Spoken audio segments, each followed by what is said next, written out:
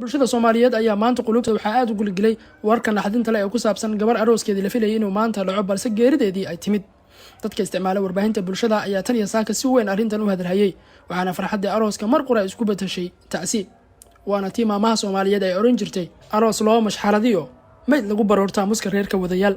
maalmihii la soo dhaafay waxaa socday qabanqaabada guurka Faadumo Ismaaciil iyo Khalid Maxamed Maxamuud oo la filayay inuu meherkoodu ka dhaco hotel ku yaala magaalada Hargeysa, sida baraha bulshada uu ku soo qoray Siciid Maxamuud Gahayr oo sheegay inuu ka mid yahay dadka lagu martiqaaday arooska. ma jirin xanuun weyni, kumana ay dhiman shil, waa ay nabad iyo caafimaad qabtay. shalay ayaa lagu soo booday, waxaana la filayay inay ka soo reyso, balse saaka ayay geeriyootay, ayuu yiri mid ka mid ah ehelada marxuumadda. ila ku dhow qoyska marxuumadda ayaa sheegay in Faadumo Cusmaan ay u geeriyootay xanuunka dhiigkarka oo markaas ku soo booday.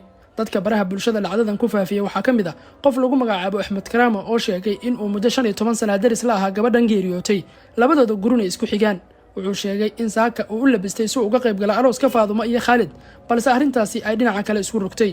qoraalkiisa ayaa u dhignaa walaashay Faadumo Cusmaan oo muddo 15 sano labadeedna guri ay isku xigeen ayaa maanta geeriyootay. ilaahay ha u naxariisto. walaashay isla hadda ayaa u sii labistay si aan uga qayb gali lahaa meherkeeda oo ku beegnaa isla maanta. anigoo waddanka ka maqan ayay ugu oran jirtay ii soo dhaqso walaal, aad ila joogtid maalinta farxaddeeda ee waan ka xumahay inaan maanta u joogo geerideeda. walaashay waxaa si lama filaana ugu soo booday faalig ama qalal. qoraalkan waxaan soo qoray iyada oo gacmaha iyo wadnuhuba i gariirayaan. wallaahi ma aqaano waxaan ku sifeeyo dareenkayga, ayuu yiri.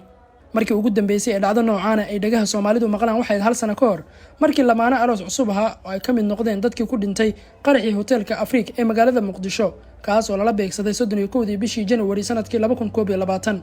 Fahad Cabdiraxmaan iyo Farxiyo Cali Cumar waxay aroos ahaayeen 9 maalmood oo kaliya, waxayna ku geeriyoodeen isla goobtii ay ku yagleeleen aqalkoodii rajadu ku dheehnayd, sida xubno ka tirsan qoyskoodu ay u sheegeen warbaahinta. inna lillahi wa inna ilayhi raaji'uun.